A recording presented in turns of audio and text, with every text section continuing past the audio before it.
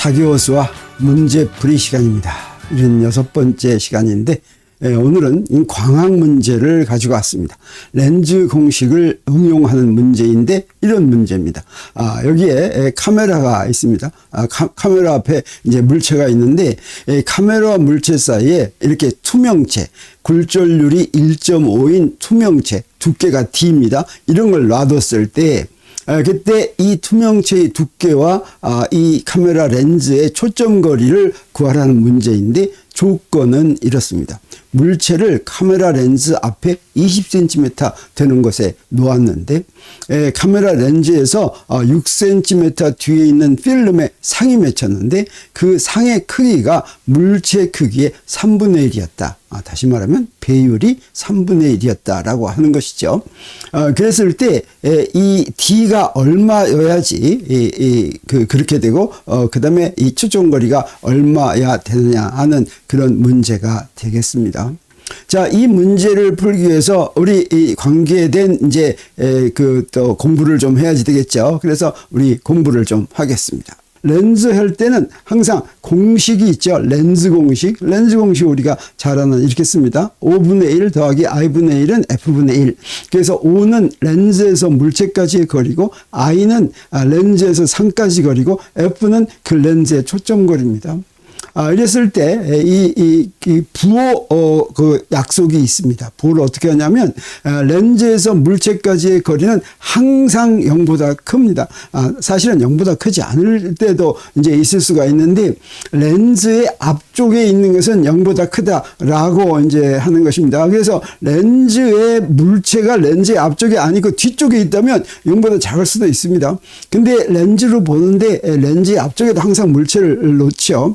근데 이제 이런 경우도 있습니다. 이제 이중 렌즈가 있어가지고, 그 앞 렌즈의 상이 뒷 렌즈의 물체 역할을 할 때, 그럴 때는, 그 뒷 렌즈의 뒤에 있을 수도 있으니까, 그때는 물체까지의 거리가 0보다 작을 수도 있겠습니다. 그리고 렌즈에서 상까지의 거리도 부호 약속이 있습니다. 상은 렌즈, 물체의 건너편에 있을 때 그럴 때 0보다 큽니다. 그게 이제 정상적인 거죠. 그리고 상과 같은 쪽에 만약에 물체가 있다면 상이 물체와 같은 쪽에 상이 있다면 아니면 렌즈의 앞쪽에 상이 있다면 그건 이제 부호를 0보다 작게 이렇게 한다고 하는 거죠. 그리고 초점 거리에도 부호 약속이 있습니다. 초점이 len즈의 뒤쪽에 생기면 그러면 그 물체의 건너편에 생기죠. 이거 볼록 렌즈가 이런 경우입니다. 그러면 초점 거리가 0보다 크고 그다음에 물체의 앞쪽에 생기면 물체 쪽에 생기면 같은 쪽에 생기면 이제 초점 거리가 0보다 작다. 이건 이제 오목 렌즈의 경우가 되겠습니다. 그러면 오목 렌즈나 볼록 렌즈나 항상 이런 약속을 가지고 이 렌즈 공식으로 O와 I를 구하면 그러면 렌즈의 배율을 항상 이렇게 계산할 수가 있습니다. 마이너스 5분의 I. 여기다 마이너스 5분의 I 하면 이 배율의 부호를 보고서 그 상이 어떤 상인지도 알 수가 있습니다. 만약에 M이 0보다 크면 이건 정립 허상이 됩니다. 이렇게 했을 때 이제 0보다 큰 수가 되면 그리고 만약에 M이 0보다 작으면 그건 돌입 실상이 된다라고 하는 거죠. 배율 자체는 어떻게 되냐? 요거의 절대값이 배율이 되겠습니다. 그랬을 때 이제 볼록 렌즈는 어떻게 우리가 다루는가 보겠습니다. 볼록 렌즈만 하겠습니다. 지금 카메라에는 볼록 렌즈만 있으니까 여기 이렇게 볼록 렌즈가 있다고 하면 초점은 어떻습니까? 양쪽에 두 개를 생각할 수가 있죠. 그래가지고 이걸 어떻게 이용을 하냐면 추측에 병행하게 이게 주축입니다. 지금 이 초점을 이인 렌즈의 중앙을 통과하는 이 선을 주축이라고 하는데 이 주축에 평행하게 이렇게 광선이 들어오면 그러면 이놈들은 초점의 의미가 바로 그렇습니다. 이놈들은 다 어디를 지나가냐면 이렇게 건너편에 초점을 다 지나갑니다. 그래서 초점이 바로 여기 빛이 렌즈를 통과한 빛이 여기에 다 보인다라고 하는 거죠.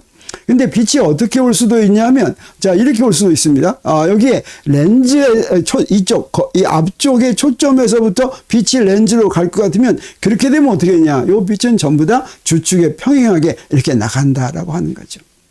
그래서 렌즈의 상을 작도할 때 여기 우리가 쉽게 알 수 있는 상이라고 하는 것은 사실은 상이 어떻습니까? 어떤 물체에서부터 렌즈를 거쳐서 이제 상을 맺으면 그 물체의 모든 어떤 방향으로 갔던 광선이든지 그 상의 곳에 다 모이게 되어 있습니다. 그래서 지금 이제 아주 우리가 쉽게 그릴 수 있는 광선, 몇 개만 그릴 것 같으면 상을 우리가 이제 알아낼 수가 있는데, 그런 광선을 우리가 뭐라고 부르냐면 주광선이다 이렇게 부릅니다. 그래서 아까도 한 것처럼 주광선은 어떤 경우냐면, 예를 들어서 주축에 평행인 광선이 이렇게 들어가면 어떻게 된다고 그랬습니까? 그렇죠. 건너편에 있는 초점 이렇게 평행하게 지나가면 이거는 바로 건너편의 초점을 향해서 이렇게 나간다라고 하는 거 우리 알았죠. 그래서 이런 광선 아주 쉽게 그릴 수가 있습니다. 그리고 또 그 다음에 두 번째는 어떤 걸 그릴 수가 있냐면, 여기에 렌즈의 중심을 향하는 광선, 이건 어떠냐, 똑바로 그냥 나갑니다. 이것도 우리가 쉽게 그릴 수가 있죠. 그리고 하나는 뭐냐면 앞쪽에 있는 초점을 지나가는 광선, 이건 어떻게 한다고 했습니까? 아까 초점 지나가는 건 주축에 평행하게 이렇게 간다고 그랬죠. 자, 이 세 개를 주광선이라고 합니다. 그래서 상을 그릴 때는 물체에서부터 물체에서부터 빛이 모든 방향으로 다 갈 수가 있을 텐데, 그 중에서 특별히 이런 것만 그려서 두 개가 만나는 곳에 상이 생긴다라고 하는 거죠. 그래서 자, 이런 이제 예를 들어서 렌즈의 상을 보겠습니다. 근데 물체가 우선 여기 이 초점보다도 더 앞쪽에 있을 때, 다시 말하면 렌즈에서 물체까지의 거리가 초점 거리보다 더 큰 경우, 이런 경우를 보겠습니다. 그 얘기는 무슨 얘기예요? 물체가 지금 여기 있다는 거죠. 초점 이쪽에 있습니다. 자, 그러면 주광선을 그리면 어떤 거 제일 처음에 그릴 수가 있겠어요? 네, 여기 주축의 평행인간을 그리면 어때요? 자, 이렇게 되겠죠. 그리고 하나만 더 그려서 만나는 점이 바로 상이 생깁니다. 그러면 뭐 다른 것도 주광선 세 개가 있으니까 세 개 다 그리면 한 군데에서 만나는데, 자, 이거 어떤 거 하나 그릴 수가 있냐면 뭐 마음대로 그려도 돼요. 네, 중심을 지나가는 거 이거 그리면 되죠. 그러면 여기서 만나죠. 그러면 이렇게 만나면 또 다른 주광선도 또 그릴 수가 있습니다. 자, 이렇게 그려도 어때요? 똑같이 여기서 만납니다. 그러면 다른 데로 간 건 어떠냐? 주광선이 아닌 뭐 밑으로 이렇게 간 거, 이놈도 역시 여기서 만납니다. 또 위로 간 거, 이것도 다 여기서 만납니다. 이게 상의 의미죠. 그래서 이렇게 상이 생겼으면 어디에 상이 생기는 거예요? 자, 이렇게 상이 생긴다는 거죠. 그래서 저 꼭대기에서 나온 빛이 여기로 다 만났으니까 저기에 이렇게 된 것이고, 그래서 렌즈에서부터 여기까지의 거리가 바로 이제 상까지의 거리가 되고, 이 상까지의 거리는 0보다 크죠. 그래서 5가 0이고 항상 어떻습니까? 물체까지의 거리는 렌즈의 앞에 있으니까 0보다 큽니다. 그리고 이 경우는 어떻습니까? 네, 상이 렌즈의 건너편에 있으니까 이것도 0보다 크죠. 그리고 초점도 렌즈의 건너편에 있으니까 0보다 큽니다. 그래서 상과 초점이 물체의 건너쪽에 있으니까, 렌즈 건너쪽에 있으니까 항상 0보다 크다. 그러면 우리가 렌즈 공식을 이제 적용해서 이제 이것들 이제 초점 거리를 알고 물체까지의 거리를 안다면 상까지의 거리를 구할 수가 있겠죠. 그래서 상까지의 거리를 구해가지고 우리 배율을 어떻게 한다고 그랬어요? 배율을 마이너스 5분의 i 이렇게 구한다고 그랬죠. 근데 마이너스 5분의 i 했는데 우리 봤더니 i도 0보다 크고 5도 0보다 크고 앞에다 마이너스 붙였으니까 이건 어떻습니까? 항상 0보다 작죠. 그래서 이런 경우에 다시 말하면 볼록 렌즈의 물체가 이 초점의 앞쪽에 있으면 이건 항상 어떠냐면 이 배율이 0보다 작으면 이건 도립실상이라고 그랬죠. 이렇게 항상 도립실상이 나온다라고 하는 거죠. 근데 배율은 좀 다를 수가 있습니다. 그래서 저 5가 어디 있느냐에 따라서, 저 초점에서부터 얼마나 멀리 있느냐에 따라서 이거의 초점 거리의 2배보다도 더 멀리 있으면 어떻게 되냐? 그러면 배율이 1보다, 다시 말하면 이렇게 구한 배율의 절대값이 1보다 작게 됩니다. 그리고 딱 이 물체까지의 거리가 초점 거리 2배하고 딱 같으면 어떻게 되냐? 배율이 1이 됩니다. 그리고 이 물체까지의 거리가 그 사이, 초점 거리에서부터 초점 거리의 2배 사이에 있으면 어떻게 되냐면 이거는 배율이 1보다 더 크게 된다고 하는 걸 우리가 이제 알 수가 있습니다. 자, 그러면 물체가 여기 초점 거리보다 5까지 거리가 더 큰 것이 아니라 다른 경우도 한번 해보겠어요. 다른 경우, 다시 말하면 여기 5가 이제 여기 렌즈와 초점 사이에 있을 때, 이런 경우에, 자, 여기 이렇게 물체가 있는 경우입니다. 이거 한번 그려보겠습니다. 그래서 주광선을 또 그립니다. 그래서 주광선을 이렇게 그리면, 자, 이렇게 되죠. 그리고 그 다음에 또 하나 주광선을 그리면 어떻게 됩니까? 이렇게 되죠. 그러면 요건 이쪽에서는 생전 만납니까? 안 만납니까? 이거 절대 안 만나죠. 그러면 상이 생깁니까? 안 생깁니까? 됩니까? 상이 생깁니다. 어디 생기냐면 자, 여기에 생기는 것처럼 이렇게 생긴다고 하는 거죠. 이건 어때요? 연결해가지고 마치 저기에서 만나는 것처럼 보이는 거죠. 근데 이건 진짜 만난 게 아니라 만난 것처럼 보여서 이렇게 간 거죠. 그러면 이런 게 바로 뭐냐면 허상이 된다고 하는 것입니다. 그래서 한번 보겠습니다. 그러면 O는 항상 0보다 크죠. 물체 앞에 있으니까. 근데 I는 어떻습니까? 물체까지의 거리는 그 물체와 같은 방향에 있으니까 우리 약속에 의해서 0보다 작죠. 그 다음에 초점거리는 어떻습니까? 요건 볼록내니까 0보다 크죠. 그래서 렌즈 공식을 만족하는 걸 구할 것 같으면 그러면 이 I는 뭐가 나오냐면 0보다 작은 게 이렇게 나옵니다. 그러면 우리 I는 어떻습니까? I의 절대값은 5보다 항상 크죠. 어때요? 여기 봤더니 어떻습니까? 저 5는 저기에 있고 I는 저 바깥에 있으니까 5보다 I의 지금 여기 절대값을 한 이유는 뭐냐면 여기에 부호가 붙어 있기 때문에 그렇죠. 항상 크니까 배율을 계산하면 어떻게 되겠어요? 여기 I는 0보다 작은 수고 마이너스니까 이거 0보다 크죠. 0보다 크고 또 크기도 어떻습니까? 1보다 크죠. 그래서 우리 어떻게 되겠어요? 확대된 정립 허상이 나온다라고 하는 걸 우리 알 수가 있겠습니다. 자, 요것만 가지고 자, 이런 식으로 이 렌즈 공식을 이용해서 우리 배율과 그 다음에 상의 위치를 바로 구할 수가 있습니다. 그래서 우리 한 김에 우리 굴절이 어떻게 되는가 하는 걸 우리 보겠습니다. 굴절의 가장 그 강력한 예가 바로 뭐냐면 신기루입니다. 우리가 배를 타고 가면 이 뜨거운 이제 여름 같은데 공기가 좀 뜨거울 때 배를 타고 가면 자, 요런 게 보입니다. 요거 어떻습니까? 지금 배가 공중에 떠 있죠. 이런 걸 뭐라고 그러냐면 신기루라고 하는데 이 신기루는 어떻게 해서 보이는 거냐면 빛이 굴절하기 때문에 보입니다. 그래서 빛이 진행하는 속력이 바뀌면 빛은 직진하지 않고 굴절합니다. 똑같은 매질에서는 빛의 속력이 바뀌지 않습니다. 그러면 직진하는데 매질이 달라지면 또는 매질의 굴절률이 달라지면 그러면 빛의 속력이 바뀌고 그때는 굴절한다라고 하는 거죠. 그래서 저 배는 어떻게 된 거냐면 자, 여기서 지금 뜨거울 것 같으면 굴절률이 위로 갈수록 점점 작아지게 됩니다. 그러면 어떻게 되냐? 자, 이렇게 해가지고 여기 배가 있는데 똑바로 가다가 여기서 굴절을 합니다. 또 여기서 굴절하고 여기서 굴절하고 여기서 굴절해서 내가 눈으로 볼 때는 요거 어디 보냐면 내 눈에는 지금 이렇게 들어왔죠. 그래서 이 배는 지금 어디에 있는 것처럼 보이냐면 저기 있는 것처럼 이렇게 보인다라고 하는 거죠. 이게 바로 신기루라고 하는 것입니다. 그러면 매질이 같으면 빛의 속도가 똑같다라고 했는데 빛의 속도는 어떻게 되냐면 우리가 지금 빛의 속도는 C 해가지고 3 곱하기 10의 8승 미터 퍼 세컨 뭐 이런 거 잘 알죠? 이건 사실은 진공 중의 빛의 속도입니다. 그리고 진공 중의 빛의 속도는 공기에서 거의 같으니까 같다고 넣었는데 우리 굴절률은 어떻게 정의가 되냐면 매질마다 다시 말하면 여기가 공기인지 진공인지 유리인지 물인지 이런 거에 따라서 빛의 속도가 달라집니다.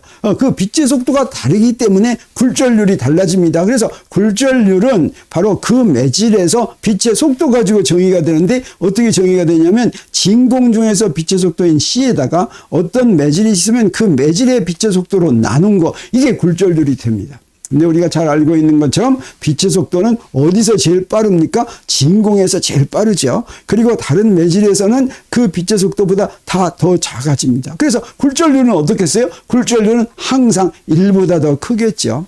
그리고 진공에서의 빛의 속도는 얼마냐면 이렇게 딱 떨어지는 9개의 숫자로 되어 있습니다. 299, 792, 458 미터 퍼 세컨. 이거는 이 근사값이 아니라 여기서 반올림한 거 아닙니다. 딱 이렇게 줘. 299, 792, 458 미터 퍼 세컨으로 이제 정했습니다. 그리고 왜 그러냐면 이 빛이 가장 자연현상에서 가장 표준이 되기 때문에 이렇게 딱 정해놓고 이 빛의 속도에 따라서 뭐 다른 걸 전부 다 정했어요. 1초의 간격도 정하고 1m의 길이도 정하고 모든 걸 이 빛의 속도로부터 정했다라고 하는 것이죠.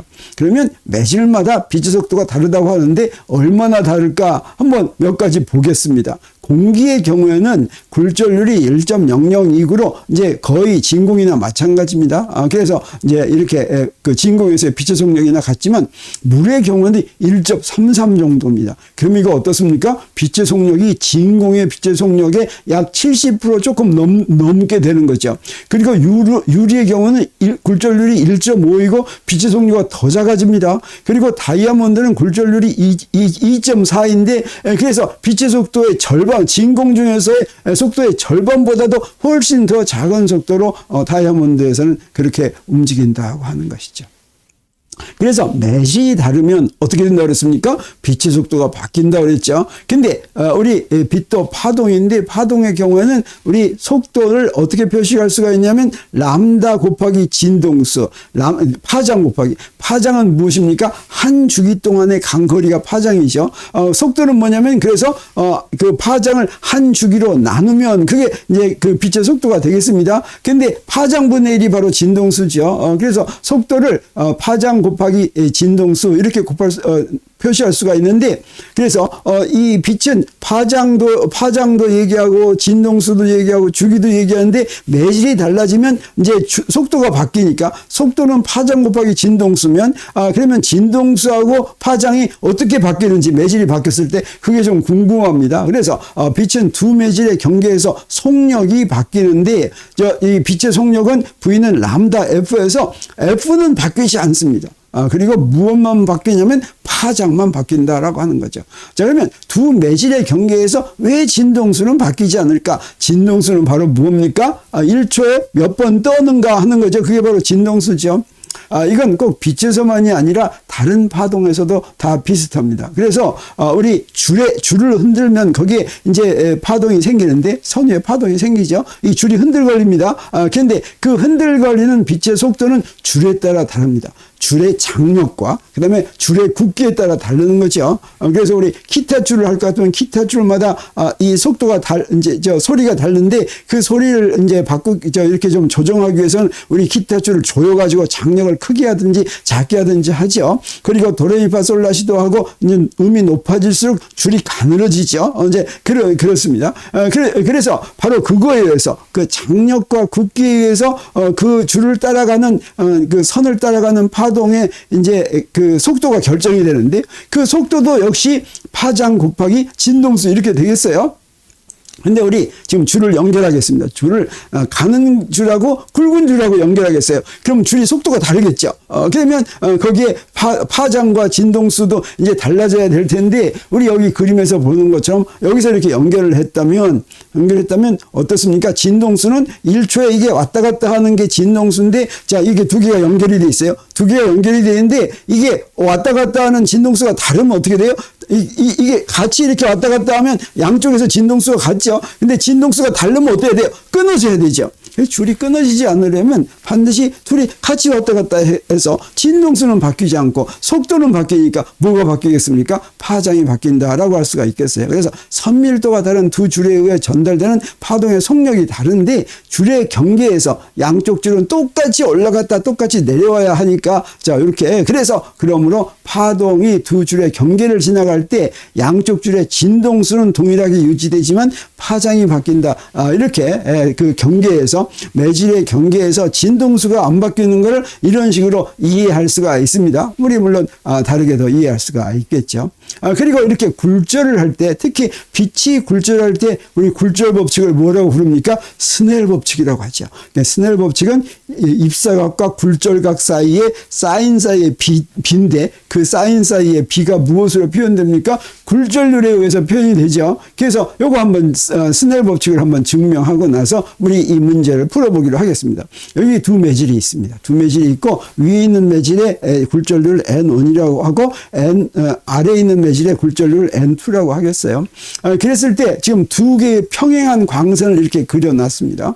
그리고 우리 굴절률하고 스넬 법칙 할 때 입사광선과 굴절광선은 무엇과 무엇 사이에 각이냐면 입사각과 굴절각, 세타1과 세타2는 경계면의 법선과 입사광선 사이의 각, 그게 세타1이죠. 그리고 그 다음에 굴절광선과의 각, 이게 이제 굴절각 세타2입니다. 여기서도 마찬가지입니다. 여기가 세타1이고 여기가 세타2가 되겠죠.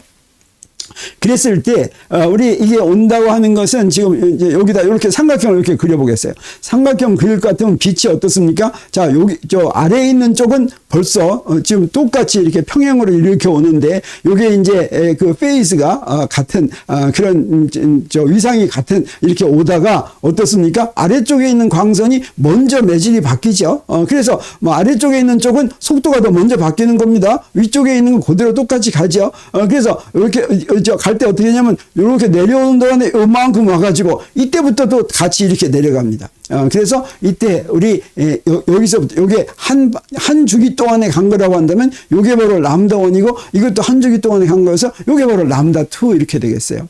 그리고 저 입사각은 어떤 각하고 같으냐면 요 각하고 같습니다. 그리고 굴절각은 여기는 요 각하고 같으니까 요걸 조금 확대해서 이렇게 그려보겠습니다. 그래서 저기가 람다 1이고 요게 람다 2고 요게 이제 입사각이고 요게 굴절각이라고 하고 여기서부터 여기까지 두 광선 사이의 간격 사이의 거리를 h라고 하겠습니다. 그러면 우리 그 빛의 속력은 파장 곱하기 진동수라는 거 우리 알고 있죠. 그리고 여기에 있는 굴절률은 우리 V분의 C다라고 하는 거 알고 있죠. 자, 그래서 이걸 이제 이용하려고 하는데 먼저 사인 세타 1을 한번 보겠어요. 사인 세타 1은 뭐가 됩니까? H분의 람다 1 이렇게 되죠. 그래서 사인 세타 1은 H분의 람다 1. 또 사인 세타 2는 뭐가 됩니까? H분의 람다 2 이렇게 되죠. 그래서 요거의 B를 구하면 저 H는 없어집니다. 그래서 사인 세타 1을 사인 세타 2로 나누면 람다 1 나누기 람다 2인데 그래서 두 매질에서 그 빛이 가면서 첫 번째 매질에서의 파장이 다른 매질로 가면 파장이 바뀐다고 그랬죠. 속도가 바뀌면서 파장이 바뀐다고 그랬죠. 그랬을 때 진동수는 같이 있고 파장만 이렇게 바뀌는 겁니다. 이 파장이 바뀌면 여기서 보니까 어떻습니까? 진동수는 일정하니까 속도하고 파장은 비례하죠. 그래서 파장 사이의 B는 무엇과 같겠습니까? 여기서부터 속도 사이의 B와 같겠죠. 그래서 람다 1 나누기 람다 2는 V1 나누기 V2 이렇게 되는데 이때 속력하고 굴절률은 어떻습니까? 서로 반비례하죠. 그래서 V1, 요 식에서부터 V1 나누기 V2는 바로 뭐가 되겠어요? N2 나누기 N1 이렇게 되겠죠. 그래서 요 놈을 여기다 이렇게 곱하면 뭐가 됩니까? N1 사인 세타 1은 N2 사인 세타 2에서 요게 바로 스넬 법칙이죠. 이제 우리 문제를 풀 모든 이제 준비가 끝났습니다. 우리 이렇게 이제 카메라 앞에 물체가 있는데 먼저 문제에서 주어진 것으로부터 투명체가 없을 때, 요게 없을 때 물체가 어디에 있어야 되는지 보겠습니다. 문제에서 무엇이 주어졌냐면, 배율이 3분의 1이라는 게 주어졌죠. 그래서 투명체가 없을 때 물체의 위치는 배율과, 이제, 배율은 어떻게 주어지냐면, 물체까지의 거리 분의 상까지의 거리였죠. 그래서 물체까지의 거리는, 상까지의 거리를 배율로 나누는 것이 됩니다. 그러면 이걸 계산해 보면 이 배율이 3분의 1이었고 i가 바로 뭐냐면 6cm니까 여기 i를 3분의 1로 나누면 3으로 곱한 거나 마찬가지죠. 그래서 물체까지의 거리가 18cm가 됩니다. 그 투명체가 없다면 이 물체가 어디가 있어야지 이제 그 상이 3분의 1짜리가 생기냐면 바로 이제 여기에 있어야지 되죠. 그래서 그리고 이 거리가 바로 18cm가 되고 이걸 이제 5가 18cm다 그러겠습니다. 그러면 상이 어떻게 생기냐면 여기서 이렇게 주광선이 이렇게 오는 겁니다. 주광선이 이렇게 와가지고 여기서 상이 생기는 것인데 그때 우리 무엇을 생각할 수가 있냐면 여기 상의 크기는 여기다 이렇게 그렸을 때 이게 바로 상의 크기라고 하겠어요. 지금 요 물체 전체를 보는 게 아니라 절반만 보겠습니다. 그럼 요게 H 프라임이라고 하고 그리고 여기에 이 각이죠. 요 각을 요 세타라고 하겠어요. 그러면 이 세타가 작다고 하면 이 H 프라임은 어떻게 되냐면 여기 이 원호의 길이로 생각할 수가 있습니다. 그래서 여기서부터 여기까지 거리, 여기서부터 여기까지 거리가 i죠. i에다가 세타를 곱하면 h바가 된다. 이렇게 이제 근사식을 쓸 수가 있습니다. 그래서 상의 크기는 반지름이 i고 각이 세타인 그런 원호의 길이로 이렇게 근사를 할 수가 있죠. 그 다음에 실제로 그러면 이 투명체가 있으면 광선은 어떻게 하게 되냐면 자 여기까지 갔다가 어떻게 됩니까? 여기까지 가가지고 여기서 굴절을 하게 되죠. 근데 이 공기의 굴절률은 1이고 유리의 굴절률은 1.5니까 스넬 법칙에 의해서 굴절각이 입사각보다 작아집니다. 그래서 밑으로 내려오게 됩니다. 그리고 나서 다시 이제 이렇게 가는 거죠. 그래서 이제 20cm 되는 곳에 물체가 있게끔 그렇게 이제 되는 것이죠.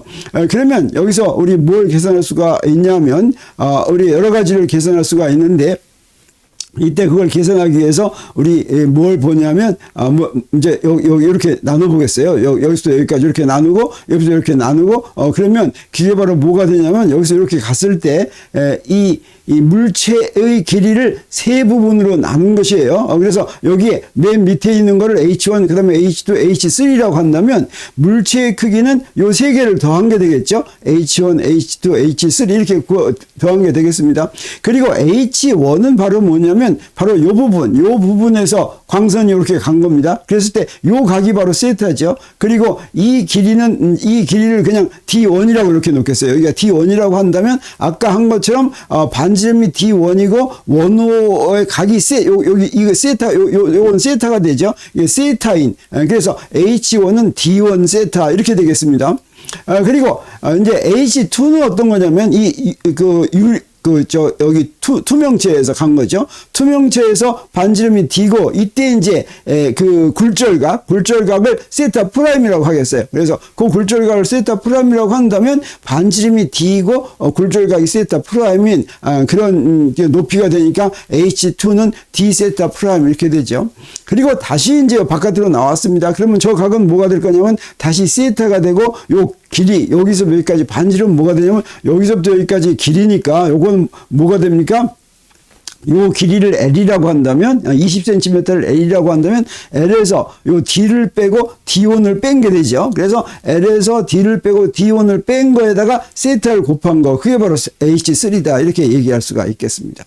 그러면 이제 세타 프라임은 어떻게 해서 구하느냐? 이건 우리가 스넬의 법칙에서 구할 수가 있죠. 스넬의 법칙이 바로 뭐였습니까? n sin 세타 1 프라임은 여기죠. n sin 세타 프라임은 여기서 굴절 1이니까 sin 세타 이렇게 되겠습니다. 그리고 우리 어떤 근사를 지금 이용하고 있냐면 세타나 세타 프라임이나 이게 굉장히 작으니까 작다는 근사를 이용하면 sin 세타는 세타와 같다라고 근사적으로 쓸 수가 있습니다. 그리고 sin 세타 프라임은 세타 프라임과 같다 이렇게 쓸 수가 있어요. 그러면 이게 바로 무슨 식이 되냐면 여기 이제 스넬의 법칙은 n 세타 프라임은 세타 이렇게 되죠. 그래서 세타 프라임은 n분의 세타다라고 놓을 수가 있게 됩니다. 그래서 이거 가지고 이제 우리 이 D를 구할 수가 있는데 여기 H는 H1 더하기 H2 더하기 H3라고 했고 그 다음에 H1은 여기서 D1 세타 이렇게 다 있었죠. 그 다음에 세타 프라임은 n분의 세타라고 그랬죠. 그래서 여기다가 H1 대신에 D1 세타 그 다음에 H2는 D 곱하기 n분의 세타 그 다음에 H3는 L-D-D1 곱하기 세타 이렇게 했죠. 보니까 D1 세타가 지워집니다. 그래서 요 두 개 이렇게 지워지고 그 다음에 우리 무엇으로 묶냐면 n으로 이렇게 묶을 것 같으면 요거 L 세타 빼기 D 세타 한 다음에 1-n분의 1 이렇게 쓸 수가 있겠죠. 그러면 이제 배율의 조건을 이용합니다. 배율 조건이 뭐였어요? H분의 H 프라임이 이게 배율이 3분의 1이었죠. 근데 요 H는 어떤 겁니까? H는 바로 이제 H 프라임은 저기 있는 거고 H는 여기 있는 거고 근데 전부 다 세타가 있으니까 세타는 지워지고 그게 뭐가 되냐면 I 나누기 L-D 1-n 이렇게 되겠죠. 그래서 이거 가지고 D를 구하면 여기서 D를 풀 것 같으면 어떻게 되냐면 요 M은 이제 3분의 1인데 D를 풀면 이렇게 됩니다. 그리고 여기다 문제에서 주어진 값을 다 대입하면 L에다가 20 대입하고 I에다가 6이었죠. 그 다음에 M은 3분의 1 대입하고 N은 1.5 대입하고 이렇게 다 대입해서 계산하면 이 D가 얼마가 나오냐면 D가 6cm가 나오는 거 우리가 알 수가 있습니다.